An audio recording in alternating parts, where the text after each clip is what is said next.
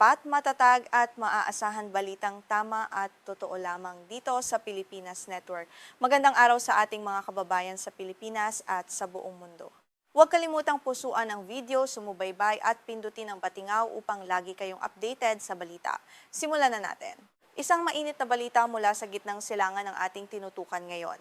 Formal nang idineklara ng Iran na walang bisa na ang kasunduang pangkapayapaan nito sa Estados Unidos at opisyal na silang pumasok sa isang existential war o digmaan para sa kaligtasan ng kanilang bansa. Ang deklarasyong ito ay kasunod ng sunod-sunod na pambobomba ng puwersang Amerikano sa iba't ibang estratehikong rehiyon sa loob ng Iran na nagdulot ng malaking pinsala at matinding tensyon sa buong mundo. Inanunsyo ng Estados Unidos ang panibagong serye ng mga pag-atake noong Miyerkules ng gabi. Nabatid ng yanig ng malalakas na pagsabog ang mga lungsod ng Bandar Abbas, Chabahar at Avaz. Ayon sa Pentagon, ang mga operasyong ito ay bahagi ng kanilang pinaigting na kampanya laban sa mga pasilidad ng militar ng Iran na direktang nagbabanta sa seguridad ng mga barkong pandigma at komersyal na dumadaan sa rehiyon. Hinggil sa marahas na hakbang na ito, nagpahayag si Mohammad Bagher Ghalibaf, ang nangungunang negosyador ng Iran.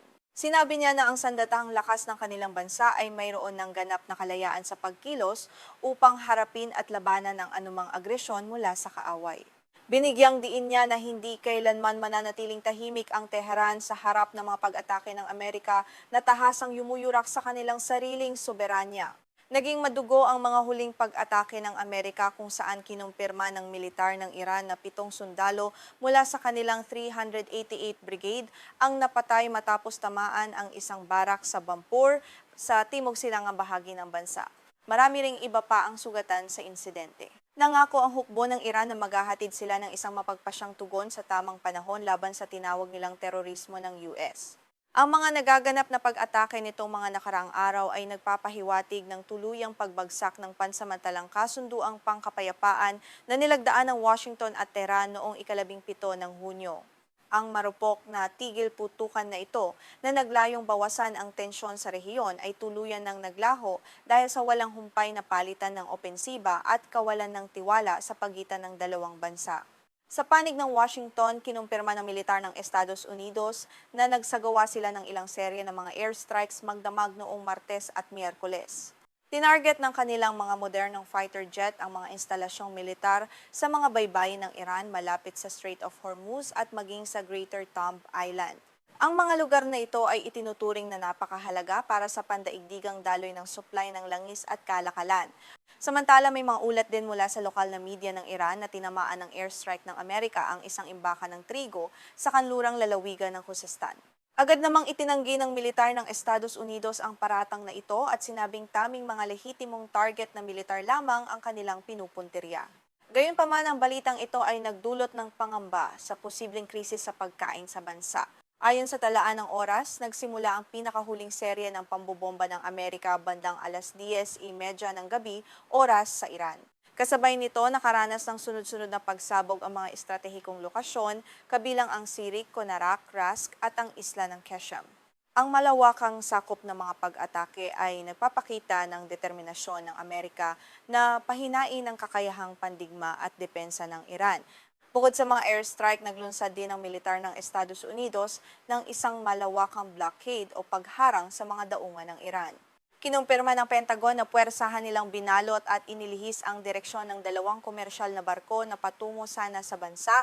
Ang hakbang na ito ay naglalayong tuluyang paralisahin ang ekonomiya ng Iran sa pamamagitan ng pagpigil sa kanilang mga aktibidad sa kalakalan.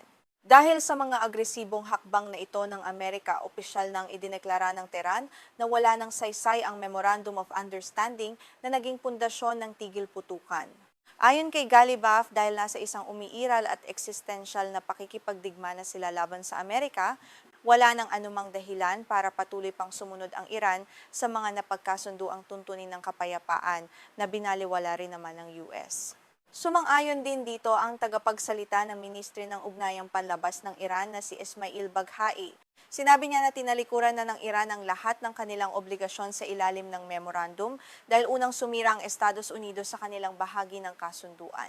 Ayon kay Baghai, mananatili lamang na may bisa ang kanilang mga commitment kung tutupad din ang kabilang panig sa lahat ng kanilang mga naunang pinagkasunduan. Idinagdag pa ni Baghae na sa kasalukuyan ay walang balak ang Tehran na makipag-usap muli sa pamahalaan ng Washington. Ang buong pokus ng kanilang pamahalaan ngayon ay ang pagtatanggol sa integridad ng bansa at kaligtasan ng kanilang mamamayan. Sa ulat naman mula sa Tehran, sinabi ng mga koresponden na ang kasalukuyang tensyon ay nagpapakita na napakahirap at halos imposible ng ibalik ang dalawang bansa sa hapag ng negosasyong diplomatiko. Sa pagsusuri ng mga eksperto sa gitnang silangan, ang kasalukuyang sitwasyon ay maari nang ituring na isang low-intensity war o limitadong digmaan. Dahil dito, muling ibinalik ng Estados Unidos ang mabibigat na parusang pang-ekonomiya o sanctions laban sa Iran kasabay ng kanilang naval blockade. Ang ganitong senaryo ay nagpapalala sa hirap na dinaranas ng ekonomiya ng Iran at nagpapataas ng presyo ng bilihin. Gayunpaman, iniwan pa rin ng Iran ang pinto para sa diplomasya kung magbabago ang ihip ng hangin sa hinaharap. Ayon sa mga ulat, bukas pa rin naman ang Tehran sa diplomatikong pakikipag-ugnayan kung muling tutupad ang mga Amerikano sa mga artikulo ng orihinal na memorandum ng pagkakaunawaan.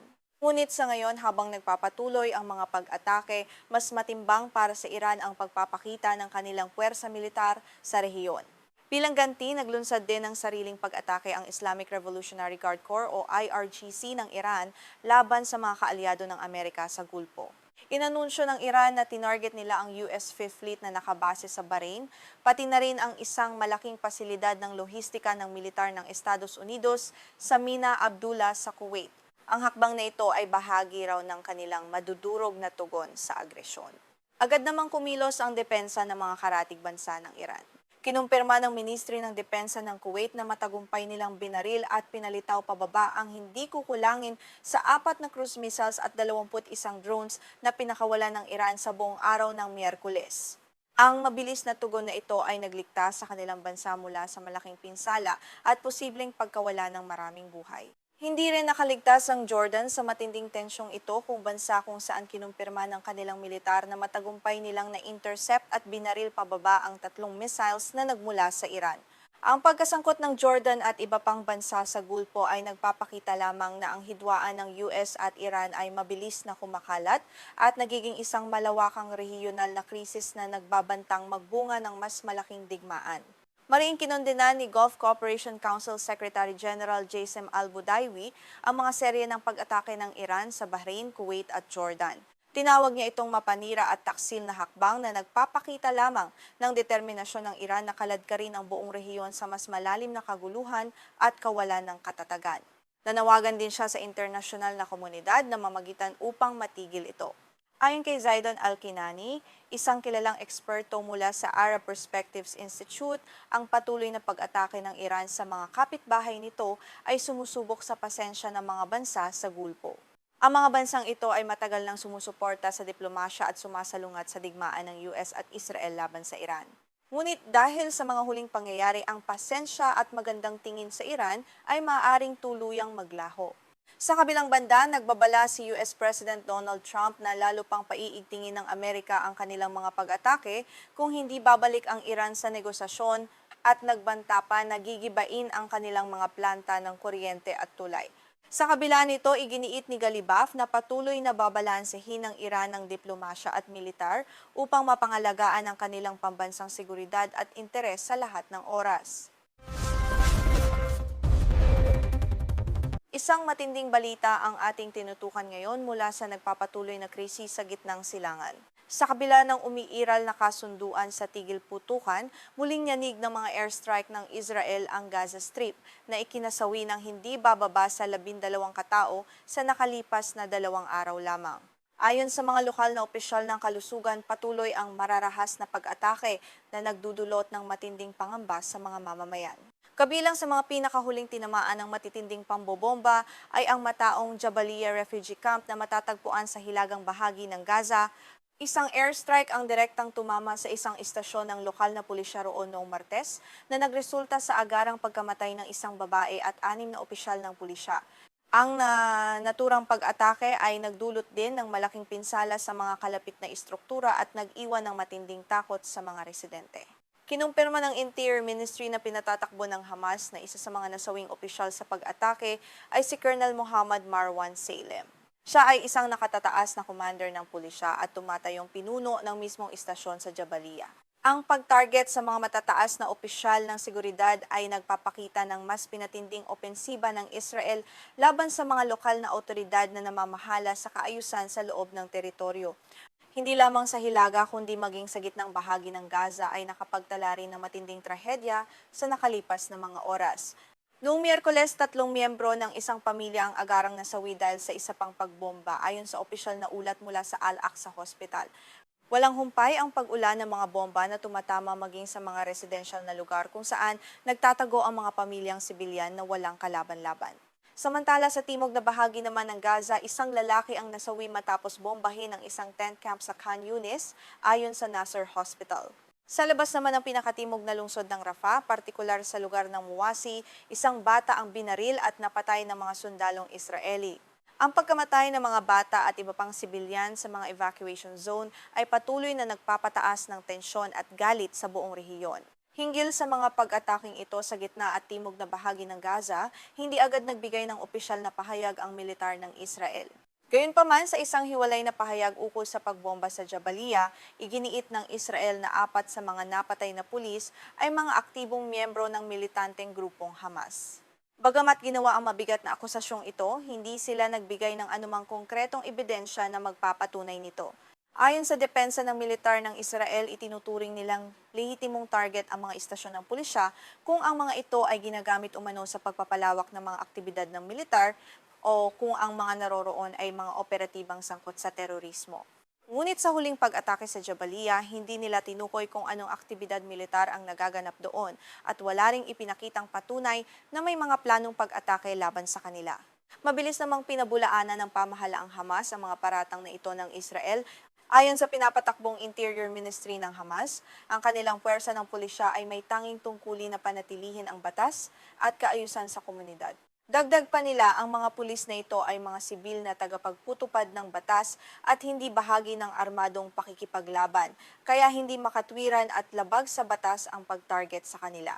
Ang sunod-sunod na pag-atake sa mga pulis sa Gaza ay umani ng matinding pagkondena mula sa United Nations Human Rights Office.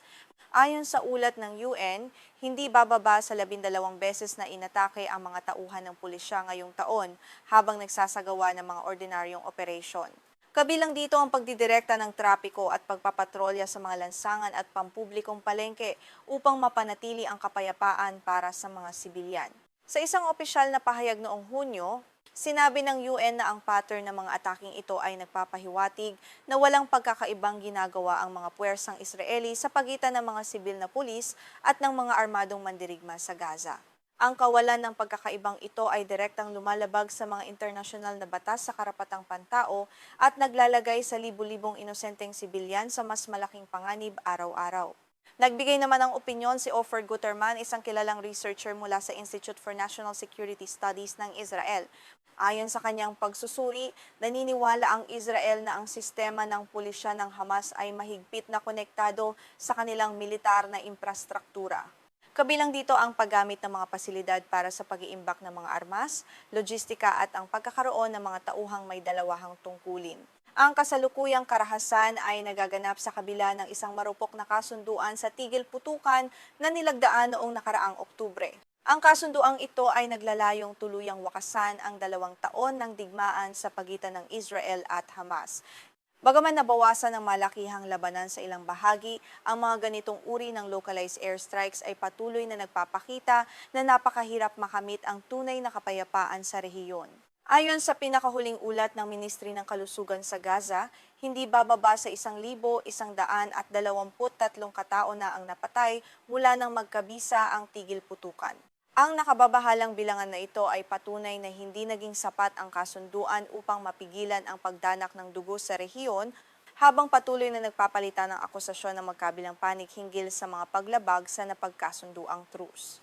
Bagamat ang Ministry ng Kalusugan ay bahagi ng pamahalaang pinamumunuan ng Hamas, ang kanilang mga talaan ng mga casualty ay itinuturing na pangkalahatang maaasahan ng mga ahensya ng United Nations at ng mga independenteng eksperto.